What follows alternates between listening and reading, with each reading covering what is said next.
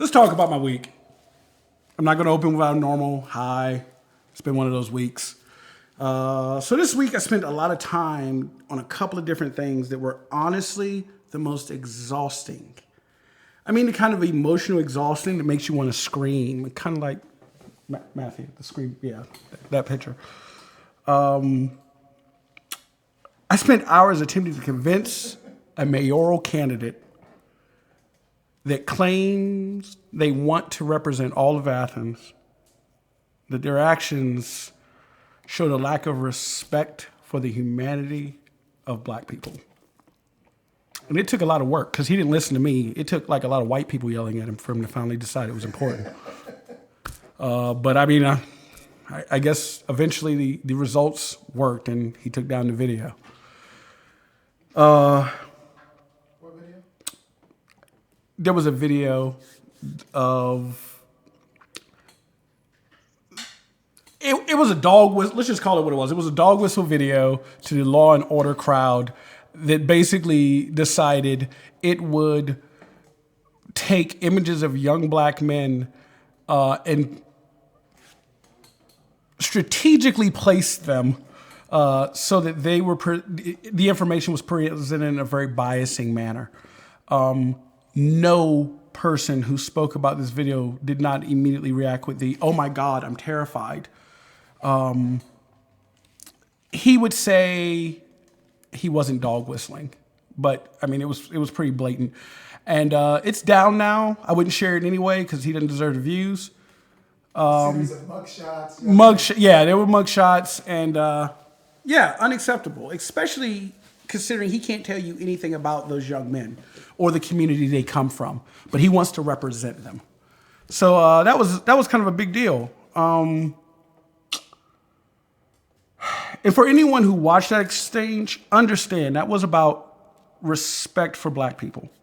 That wasn't about any accusations against those young men. It was about their families, their community, and the neighborhood that this person claims they wanted to represent.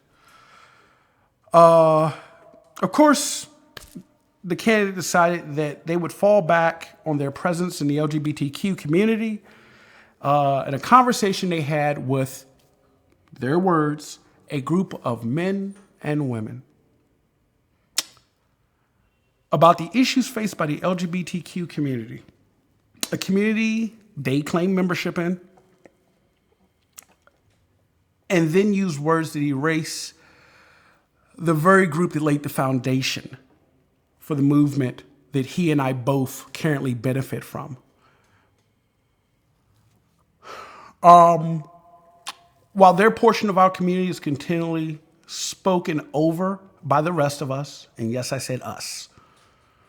Meanwhile, people like him erase the small place within our community that they do have and don't attempt to create places where they are respected as they should be by other members of marginalized communities and within our own community. So this was a big issue. And just to be clear, I'm talking about the trans community. When you say you sat down to talk about LGBTQ issues and your verbiage says a group of men and women, you seem to have forgotten an entire group that one of those letters in there represents. And let's not let it be forgotten that it was a black trans woman who started Stonewall. No matter what that movie says, no matter how pretty that boy they threw up in front of that camera was, that's not who started those the foundation that, the Human Rights Campaign will tell you so much is based on now. But they seem to erase them. Later, that was just the beginning of the week, by the way. Later, I was lucky enough to have a white man whom I just met less than 10 minutes earlier in the night share an inside joke among the campaign he works with about how a program which is helping members of the black community who might not even be able to enjoy even the simplest benefits of home ownership that home ownership brings to someone experience. I would be lying if I said I know a lot about Athens Land Trust, but speaking to people who benefit from the program, it's pretty solid. So having random white guy I just met 10 minutes ago say to me that among the campaign he works on, that the joke is it's sharecropping. Yeah, kind of a rough week. And he thought that was perfectly acceptable and perfectly reasonable. Directly after a mayoral forum, I ain't calling that a debate. There was no damn debate there. Talk a little bit about the land trust. What does that mean? So the way the land trust works, from my understanding, is that you buy the home, but you don't own the land. However, you're still capable of passing it on to family. If you, and if I'm wrong, I'm sure somebody from the land trust can help me understand it a little bit better. If you decide that you want to find someone and sell the house to, you can do that at a reasonable price, because you're not going to find a house, you're not going to find a house in the city for $600, $700 a month, which is what the mortgages on this properties look like. 75% of the people who benefit from the land trust are black. Is it perfect? I don't know. But the fact that a candidate thinks it's reasonable to call it sharecropping, that's a problem. So take that as a warning that the conversation, the week has caused me to feel a little need to use the platform to address some things. It's going to make you uncomfortable. And it damn well should. With that, Matthew, if you will roll the intro. No, just 20 seconds. Forward. Okay. What is it about the Negro? I mean, every other group that came as an immigrant somehow, not easily, but somehow got around it. Is it just the fact that Negroes are black? White America must see that no other ethnic group has been a slave on American soil. That is one thing that other immigrant groups haven't had to face. The other thing is that the color became a stigma. American society made the Negro's color a stigma. America freed the slaves in 1863 through the Emancipation Proclamation of Abraham Lincoln, but gave the slaves no land or nothing in reality, and as a matter of fact, to get started on. At the same time, America was giving away millions of acres of land in the West and the Midwest, which meant that there was a willingness to give the white peasants from Europe an economic base. And yet it refused to give its black peasants from Africa, who came here involuntarily in chains and had worked free for 244 years, any kind of economic base. And so emancipation for the Negro was really freedom to hunger. It was freedom to the winds and rains of heaven. It was freedom without food to eat or land to cultivate, and therefore it was freedom and famine at the same time. And when white Americans tell the Negro to lift himself by his own bootstraps, they don't look over the legacy of slavery and segregation. I believe we ought to do all we can and seek to lift ourselves by our own bootstraps, but it's a cruel jest to say to a bootless man that he ought to lift himself by his own bootstraps. And many Negroes, by the thousands and millions, have been left bootless as a result of all of these years of oppression and as a result of a society that deliberately made his color a stigma and something worthless and degrading. To the beat, y'all. Yeah. Sound good to me. Never change the ways for the world or the government. If I was the president, then I would state facts. You leave it up to me, I paint the White House black and it can feature in your front.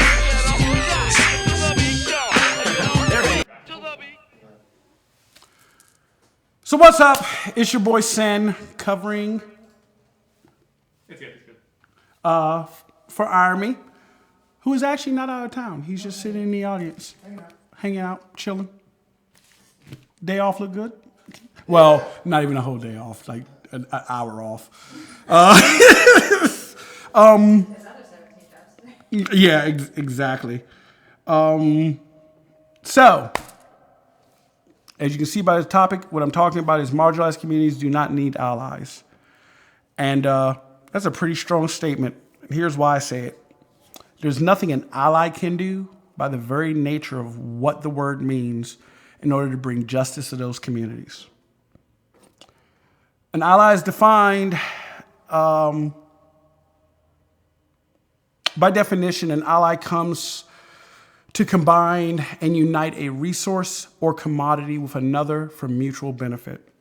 Well, mutual benefit is defined as having occurred when both parties in an agreement receive value. The example that was given is a company that looks to sell economic goods may need, a company looking to sell economic resources to generate a profit for operations. Another company looking to produce goods may need those resources. With the relationship created, you have mutual benefit. Well, from my point of view, definition also implies that they are peers, that they are both equally benefiting from the relationship. And for members of marginalized communities, if you're an ally, you're not getting a whole lot of benefit. And if you are, you're getting it at the cost of that community. Somebody caught my attention. And so that's part of the problem.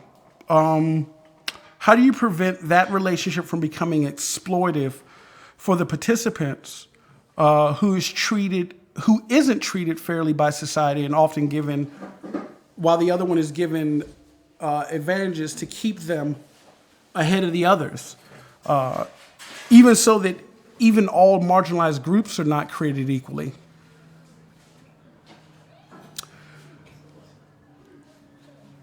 So in the opening, you heard Dr. King being questioned by a white reporter as to why other immigrant groups have been able to overcome obstacles, but not the Negro.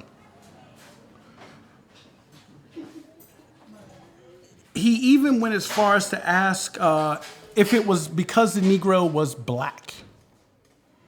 That was May 8th, 1967.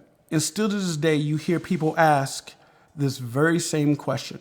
Why can't black folks get over when other immigrants have come here and have been able to? Dr. King addressed it in the opening.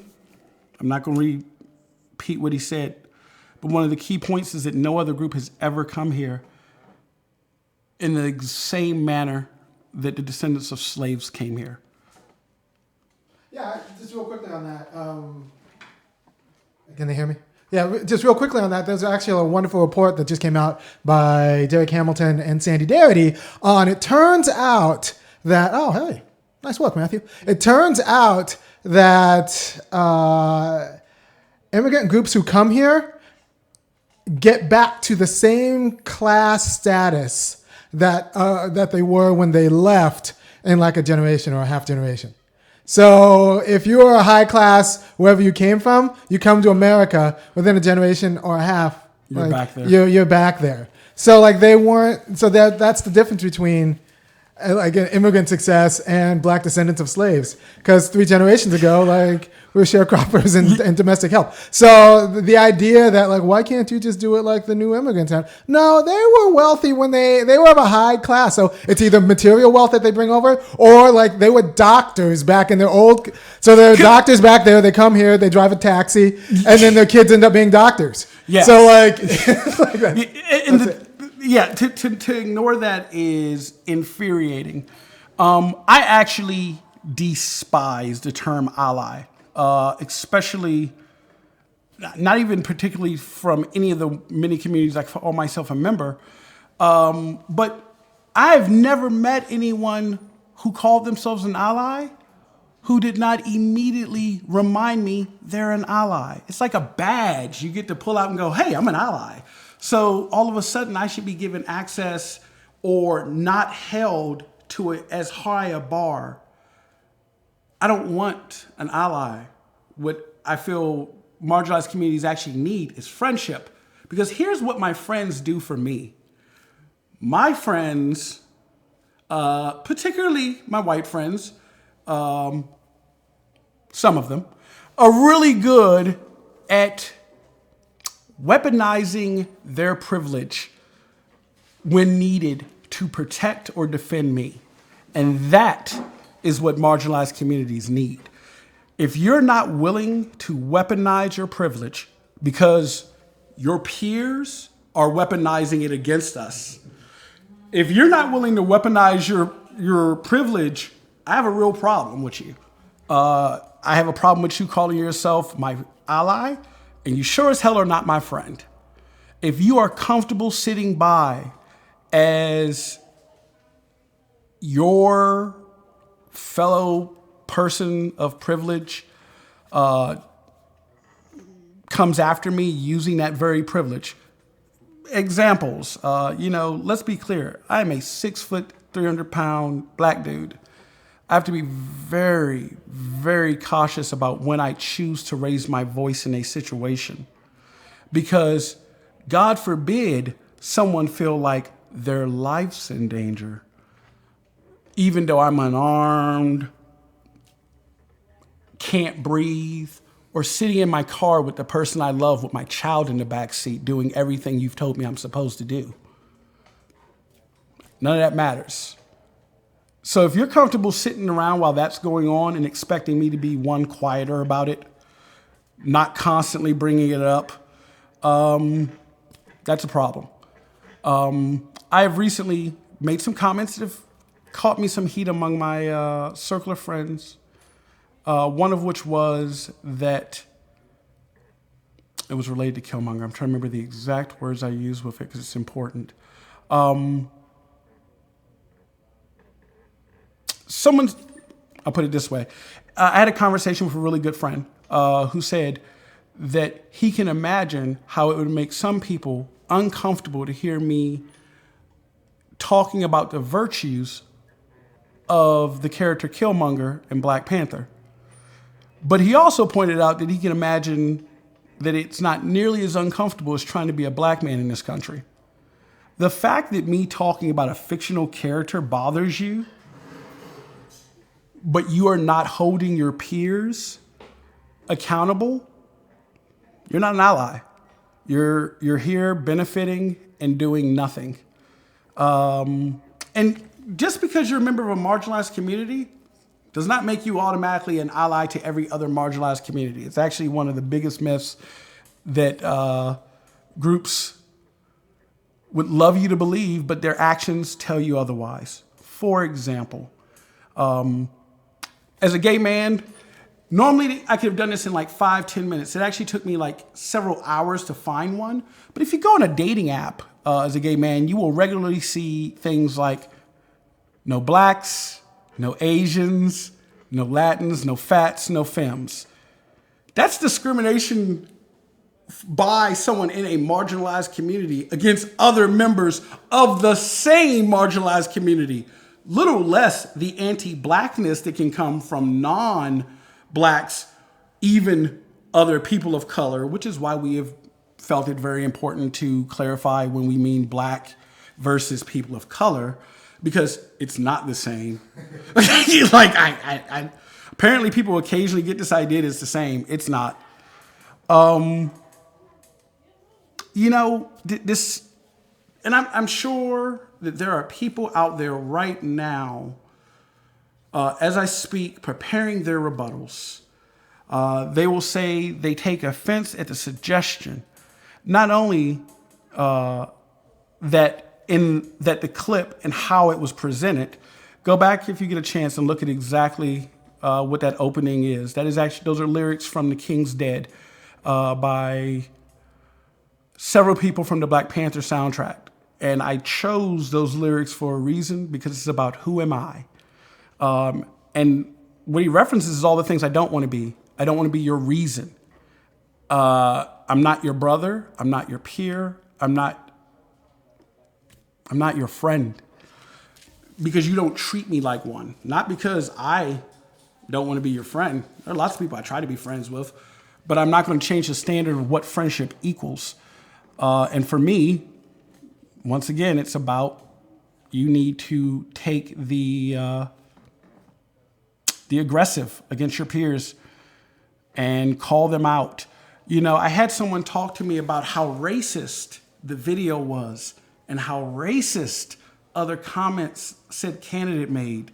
What that person did not do was publicly call out said candidate on any of these things, but they said a lot to me privately about it. Yeah, you know, you know, I'll give him credit. He said it over a Coke and a smile. But that's Yeah, exactly. Yeah. Oh, this is a white person. Oh, That was the worst. That was even worse. Yeah. Yeah. So, yeah, you are not my ally. Like, when you come to me to tell me about how racist something another white person is doing, but you're not talking to that white person or anyone else about it, sorry, not in the not the friend. So, like I said, there are going to be people out there who will suggest that the clip was inappropriate and how it was presented. They're going to call it divisive, which we have established around here as the new uppity. Then they'll... Actually, hold on. Matthew, can you roll that other clip? Who said this? I take issue with one of our fellow commissioners talking about wealthy white folks, because essentially we're assuming that only white people are wealthy. And I have a number of friends who are more wealthy than me that are of a different color than me. And I think it's short-sighted in this day and age to not think about the fact that, you know, I think we have come a long way, and we should be looking at character of people, you know, and their integrity, and not the color of their skin and or their size of their bank account, for that matter. So I think it's divisive. It doesn't do anything to build up this community, and we need to get away from it. I think you mentioned a couple weeks ago in the whole, or maybe recently, about the Houston, the hurricane and everything, and we're fixing to look at another one on South Florida. I mean, you know, it shouldn't matter what your political affiliation is or isn't, what color your skin is, how big your bank account is, or where you live, or what kind of car you drive. We're all in this together. We're Americans, and we need to start working together, and we need to start it here first. So that's all I've got to say. We're all Americans, and we're all in this together. let me... Yeah, like, I'm just curious. Commissioner, when you said that, there are a couple of things I really want to know how you define. You know what? No, I'm not. I'm not going to go down that road, because that would imply that I don't think you'll come up with a BS answer. So let's talk about what was said there. We're all in this together. Well, okay. Are we all in it equally? Hell no. Like, okay, you're here. Some of you are sitting on the sidelines cheering as other groups go down in flames. Some of you are members of marginalized groups and going, well, at least I'm not those guys. Classically black, cisgender, straight men, or who you're pointing at, thankful you're not having to put up with what they put up. As a fan of Jane Elliott's work, I still have yet to meet a white person who has said, I will gladly swap places with a black person to deal with how they are treated. And I want to take that a little bit further and go, would you swap places with a black man? And let me be clear, I need to be very clear when I say that, a cisgendered straight black man. Because I get certain passes as a gay guy that cisgendered straight black men don't get. There are a lot of bad habits that you see, especially when it comes to gay men and feminism. I watched a video from a friend recently who was talking about Beyonce at Coachella and her performance and how it wasn't for y'all, it was for us. But he also referenced how it was empowering the women and kept saying it was for us. We're not women. So you're actually stepping all over women and saying it's about us, like you deal with everything they deal with as a gay man, and we don't. Are there nuances in the gay community as to what we do and don't deal with each other? Yes. Someone said to me that I do not experience the risk that they experience because I am masculine, which is interesting. I'm getting a funny look from one of the audience members who spends some time with me and is like, you? I did in fact spend an entire mayoral debate clacking a fan as often as needed. The fanning was happening. It was great. I wanted it to be my DC flag. By the way, thank you, DC Homo. Shout out for that. I appreciate you for that. I sat there fanning myself with it every time a certain person opened their mouth with one of their bullshit statements about how they wanted to represent everybody, but even in their own community, they excluded a portion of it from their sit down. Do better. And let me tell you how tired I am of saying that. The old saying, I'm sick and tired of being sick and tired, has become really relevant lately.